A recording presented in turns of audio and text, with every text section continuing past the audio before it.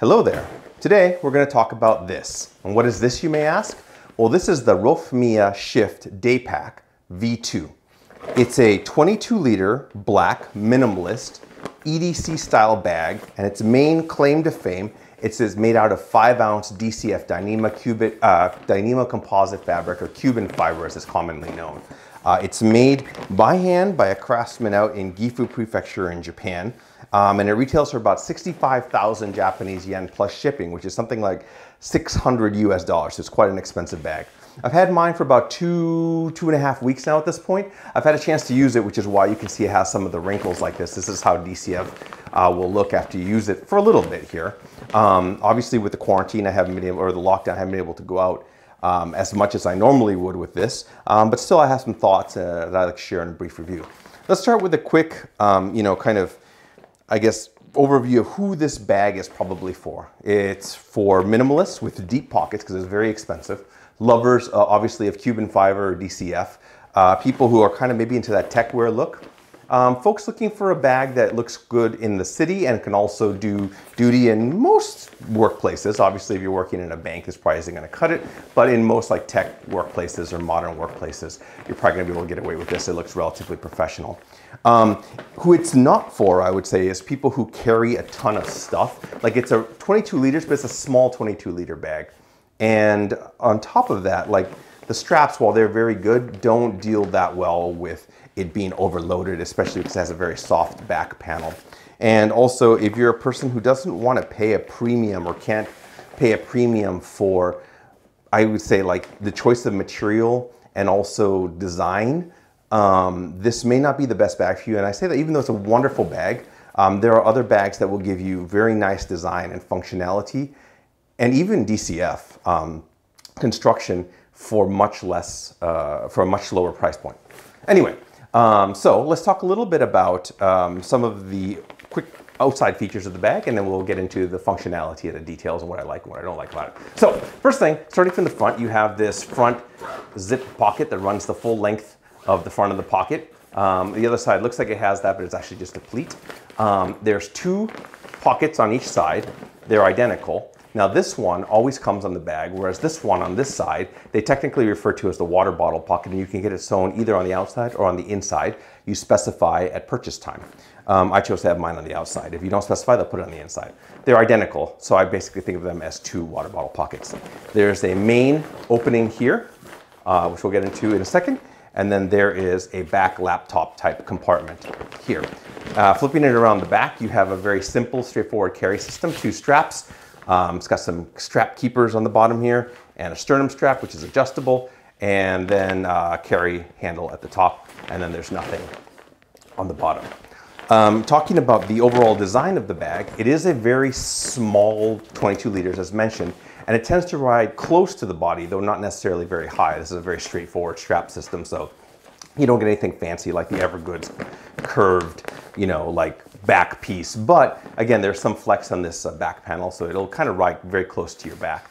The bag's obvious main attraction is the DCF material, but there's a lot of very well executed small details that I think will delight even after you get over the original, over the fact that it's made out of this really nice material. For example, all the zippers on the outside are these YKK Aquaguard zippers, which gives a very good water resistance even in here, even though it's already protected by a flap. The mesh is a very nice, strong mesh that reminds me of the kind of double-sided mesh that they use in like Evergood stuff. And there's like, for example, a very nice reinforced kind of soft band here that lets you actually use this bag, this pocket quite well. It gives it a little bit of stiffness so you can get in and out of it very easily. If you flip it around the back, for example, this is a very simple low-profile laddering system, which I enjoy. It's a lot better than some of those toggle types that will come loose if you're not careful. And it has, like, for example, this wonderful fidlock vertically opening clasp, which I think is just a delightful detail. It's a lot of fun to use. And then there's little simple elastic strap keepers. So I think, like, again, a lot of like very delightful little details. Also the shaping of the bag, if you take a look here, maybe you can see it's not quite flat on the bottom. I have some stuff in there. It has an angle actually, which helps push the contents closer to your back and overall makes it a very compact bag, which is great for crowded trains and buses and, you know, navigating through the city and such like that. If we talk about the actual pocketing of the bag, I think, let's do that. So you open it up, the front pocket here, and then you notice right away there's this nice little slant pocket. It's quite deep. It'll fit like, this is an iPhone 11 Pro, but it will easily fit like a Max or a Plus or whatever they're called in there. And then other than that, it's just like a big open, you know, zipper pocket that runs the whole length of the front of the bag. And then as mentioned, it's one of those delightful details. It has this nice little pleat on the other side that kind of matches the detail of this. A lot of bags will just kind of leave it flat here, but they have this little nice detail. I really love that kind of attention to detail. And then also I think the fact that there is a single slash organizer pocket on the front exemplifies what I think is a theme of this bag, which is it has a pleasantly moderate amount of organization. Not too much like an Air bag where they have a pocket and Velcro for everything, and not too little, which is like, you know, it's like some bags where it's just like a big dump pocket and that's it. Well, I already talked a little bit about the water bottle pockets as mentioned. There's two on each side, very nice mesh. There's a little bit of like gusseting at the bottom, though there's no holes, unlike some of the Evergoods bags. There's no holes at the bottom. Have this kind of reinforcement, soft reinforcement, so you can get in and out them easily. And like I said, this one can be on the inside or the outside.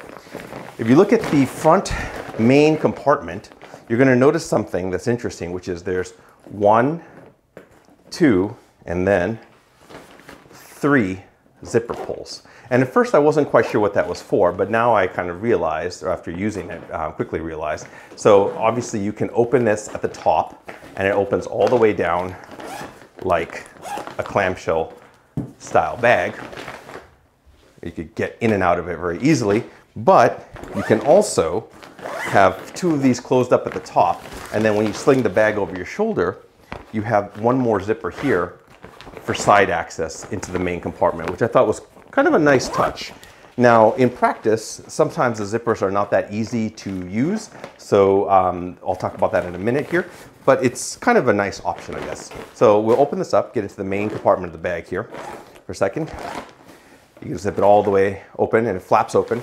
And in the front you have, inside front, you have 2 main, I guess like pockets or, you know, for stuff. One has got this opaque mesh. You can just put some cables or whatever you have in there. It's nice. It has a little bit of stretch. It doesn't have its own dimension per se, but there's stretch to the fabric. So you can actually fit a fair amount of stuff in there. Plus the front also has some stretch to it. The bottom one has a looser mesh which you can see through. And then it's also maybe about 1.5 times as large as the top pocket. And you can fit a lot more stuff here. It's much more of a dump type pocket to just throw things into. It's very reminiscent of like the GoRuck GR1, GR2 type bags where they have, you know, an organization like this. Also Heim Planet, Daypack I think also has, Monolith Daypack also has something like this as well. It's useful, it's very usable, and the fact that the front of the bag is kind of angled helps push some of that when you're wearing it, I guess, not push, but like the way that the bag will drape, instead of it just kind of all flopping at the bottom like it does on the GoRuck bags, which have a flat bottom, because this has like a bit of an angle. When it's draped on your back, and this is your back and it's draping, it kind of pushes it up and a little bit closer, which also gives you some usable space at the bottom here rather than having everything bulge out as you would with a big square bag like this, just a big bulge. Here you have kind of some vertical, like here's the inside bottom dump pocket, and then here's the contents of the main compartment. That's kind of a nice detail that helps it ride tight and close to the body, or close to the body, I guess, not high per se. It's been raining a little bit in Tokyo, though not today, so I just have a rain shell in here. And actually, speaking of rain shells, we should talk very briefly about this. So you can see already inside, here's the nice inside DCF fabric. So DCF itself is waterproof. Also, they use Aquaguard zippers, which are obviously very water resistant. However, the bag is not waterproof 100%. And the reason why is the seams are not taped. All the seams are not taped. Additionally, there's no zipper garage for the Aquaguard zippers. So you're going to, you know, in a really strong deluge, water will get in through those seams. It will get into the little areas where the zippers meet. But in almost any kind of like non-monsoon type conditions, you're going to be just fine. I think with this bag, it's very water resistant. And then inside, I just have like another notebook here, nothing too fancy. If we were to look inside the rest of the main compartment, there's nothing else in here, no pocket or ruck plate or anything like that. This looks like it's a pocket, but it's actually on the other side, which we'll talk about here in a moment. We flip it around, you close this up real quick, and we'll get into the back compartment here. So this only has a single zipper, and it opens from this side to this side. And inside you have your compartment for your laptop. This is a 13-inch MacBook Pro, but it could easily fit a 16-inch one. And then inside you have, of the back compartment, you have another little top pocket here. I keep my wallet, a little flashlight or whatever in there. Now in reality, this is a quite shallow pocket. And again, it has no dimension of its own, but it does have this stretchiness. You can squeeze a MacBook Pro charger in here depending on the size, and maybe a mouse as well, but it bulges quite a lot, which I'm not a huge fan of, but I wish it were just a little bit deeper, a little bit more, have a little bit more dimension, but it's still very useful and I'm glad to have it up here. And then this thing is just the simple zipper pocket for the back plate of the backpack. And there's space in here in this main compartment that you could easily fit, maybe, you know, not maybe, I mean, you could definitely fit an iPad Pro or something like that in here. And so I'm going to show you, here's the main laptop compartment here. And then here's the main inside compartment. And there's a bit of foam padding between them, but there's also some flex. So if we were to push in, you can kind of see, you can fit some stuff, another laptop or another thin laptop or an iPad or some papers or something like that, and it'll push into the main compartment. This padding to help protect it. And then you also have some soft padding on the back, which does give it a little bit of structure.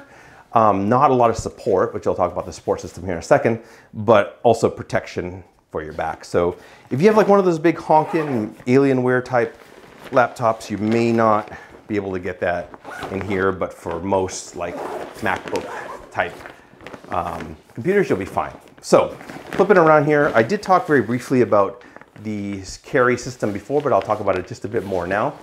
So it has this soft frame sheet. Now DCF itself tends to be a little bit stiff. It will get softer over time. And it's also something that, you know, it's incredibly strong material, but it will poke or tear or rip. It will poke. Things will poke through it, or it'll develop little pinholes, and it will soften over time. But still, it tends to maintain its shape, you know, or a little bit of structure because it's a stiff material. And I think that the pairing of this very soft frame sheet is a very good one for this, because it helps it maintain a little bit of structure without like being rock flat or rock solid or or flat. Now, and then also like there's no padding on the inside sidewalls. It just relies on the structure of the DCF to kind of keep it as is. Now, there's a couple of things we should talk about here. The very simple shoulder straps I like the firmness of the foam in here. It feels very high quality. It's very simple, but I like it. However, if you overload this bag, you'll definitely start to feel it. It's a very simple attachment system, nothing crazy, no load lifters or anything. It's a very minimalist kind of styled bag in that respect. The sternum strap is very useful. I love the fidlock, as I mentioned. I really like bags with sternum straps. It helps a lot. Now this bag, as mentioned, is quite small, and this sternum strap is relatively small. Like this is fitting me with just a little bit of extra, very little bit extra play here. If you have a larger chest on a larger side, you may not be able to close this all the way. You might have to replace it with, you know, a different kind of sternum strap, which should be very easy to do here. But just something to keep in mind.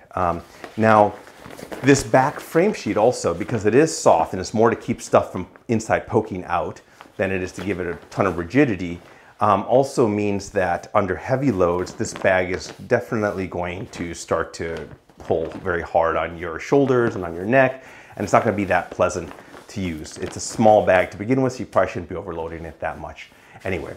And finally, DCF, which is, you know, the material this bag is made out of, is waterproof as mentioned, but that also means that this big, flat, simple back here, that your back will sweat and it will stick to this and it will not go anywhere.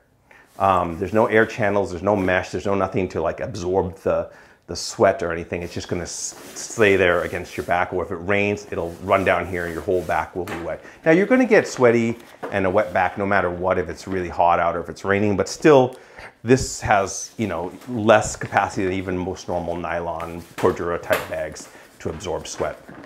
Something to keep in mind. So let's talk about the things that I like about this bag and the things I don't like about this bag, now that I've given you a quick overview. So what I like about the bag is I love the details, as mentioned, like these delightful details, the Aquaguard zippers, like the extra pleat on the side. I like the, you know, like the subtle reinforcement here. I like the shape. I like the fidlock. I like the kind of moderate levels of organization. I think it's a very well and thoughtfully executed EDC urban type bag. Obviously, I love the material. That's the reason why I got this bag, and I think why a lot of people will get this bag. I also really like how kind of small and compact it is. It works really well in crowded cities like Tokyo, you know, where you're kind of navigating to trains and buses or whatever, and you don't want to be bumping into other people. And finally, I like the craftsmanship of this. Like this is, it's hard to believe this is handmade. Like it's very, very, I mean, not hard to believe. I guess it is in some ways easy to believe it's handmade by a craftsman, because there's just no really loose stitches or anything. Everything's very well and precisely sewn, and I like that. Now, what I don't like so much about this bag, I think, is they made some choices to maintain the aesthetic, the kind of minimalist, sleek, kind of high-tech aesthetic. And those choices have some implications. And one of the choices they made is the choice of these Aquaguard zippers. Now, they make it very hard to load and unload the bag with one hand. And so I mentioned to you earlier, there's this scenario, I think, where you have these two zips at the top, and then you have one up here, and then you can kind of, you know, either unzip it here and get in and out of the bag here, or you can sling it over your shoulder like this, and then get into the bag like this. Now, right now I have the bag empty, but as soon as you have some load in it, like I had earlier, what happens is the bag kind of tends to just drape and pull, and then it becomes very hard. You need to use two hands to get into the bag, right? Because there's no zipper, there's no like tab on the other side like you'll see on a lot of bags like Air or whatever, to kind of give you purchase when you're pulling open. And these zippers have a lot of friction, and they kind of tend to kind of catch a little bit because, again, they're Aquaguard zippers. So that means you're very often like setting the bag down. I mean, the floppy frame sheet also makes this a little bit harder. So you're often setting the bag down. Like imagine my feet were here, there's a counter here. I'm setting the bag down, and then with both hands, I'm kind of like awkwardly propping it against my feet and then trying to like hold it and get into the bag like this. And you can already see, if I try and pull the bag, the zipper shut, you'll get this kind of binding, and then you need to take another hand and work it in there. And the same thing, if you're on the side, you need to take one hand here for the most part and run it, the zipper, like this, in and out. And it's a very deliberate and focused action that requires intent. And that's as opposed to some bags like Evergoods, where, you know, they have what I guess I refer to as like great ripability, or great like in and out access, frictionless access in and out with those number 10 YKK rack and coil type zippers. You can just rip them open and closed. Go Ruck, for most part, has that as well, although oftentimes theirs is a very stiff Cordura, so it kind of tends to bind in a different way or whatever. But yeah, so that's definitely, there's a friction to the access that is the result of the choices that they made for the aesthetic and the design. I'm okay with that, but it's definitely a consideration. Also, the thing I'm not, I like, it's a plus, but it's also a minus, is the relatively small size means, and the non-stretchable nature really of the Dyneema fabric itself means that, you know, there's a very hard limit to how much you can fit in here and have it be comfortable, or, you know, even just fit in here. And that's the thing that, you know, if you're a person who like tends to start the day with just a minimal amount of stuff, but then you go grocery shopping on the way home, this bag might start to reach its limitations. You might need to carry another bag inside of it or whatever, right? So that's another thing to think about, I guess, as well. And then finally, there's the price point. As I mentioned, it's 65,000 Japanese yen, and it's, you know, depends on when it's in stock. It's out of stock right now already because it's made by hand. So you're kind of going to be waiting a while, I guess, for the next batch to be made as well. And at 65,000 Japanese yen, or about $600 US plus shipping, it's one of the most expensive bags, certainly in my collection, and I would imagine in many people's collections. And it's going to be a carefully considered purchase, right? You have to make sure you really like this bag before you splash out on it. So I guess then the question might be, well, if you're in the market for this bag, what are some other bags that you might want to consider? And then I have some here for you. So let's set this down here. And then first and foremost, once you're at that $600, $65,000 price point, that is the price point of something like the Arcteryx Valence No Mean bag, which is a grail bag for many people. It used to be, well, I mean, I own it now, so it was one of my grail bags. I still have it here. This is the No Mean pack. It is made not out of Dyneema fabric, but it's made out of like Arcteryx's like AC3 or whatever it's called material. Very high tech, same kind of Aquaguard type zippers, very low profile, you know, very sexy bag. That again, I think is a lot of people's grail bag, and it's right around the same price point. I think versus the Rofmia, it's obviously a much larger bag. You lose the sternum strap on the Rofmia. It has more capacity, obviously, because it's a larger bag, and it has, I would also say, moderate levels of organization versus the Rofmia. You also lose the external water bottle pockets, but I think you gain superior laptop document carry, and it has a much stiffer frame sheet. So this is also a very sexy bag that I think people who are shopping for this would also be attracted. It's a little bit more techy than this one, but they're both very, very sexy. Another bag that you might want to consider, if you like this look overall, but don't want to splash out 65,000 Japanese yen, is this. This is the Evergood CHZ or Cheesy 22 liters. Now, even though it's a 22 liter bag, and this is also technically a 22 liter bag, the Evergoods is far larger in capacity and doesn't hold its shape that well when it's empty, but you can fit a lot more in here. Now, comparing these two bags, you get in both cases dual water bottle pockets. You know, like I think I alluded to these earlier when I was reviewing the Rofmia. This one has superior carrying capacity. It has a much more ergonomic, not much more, but yeah, somewhat more ergonomic shape. That's kind of what Evergoods is famous for. It has this kind of triangle area at the top that really conforms to your back and your shoulders. You get, you know, really nice, simple sternum strap. The sternum strap is this kind of toggle type that I don't like as much as the fidlock on here.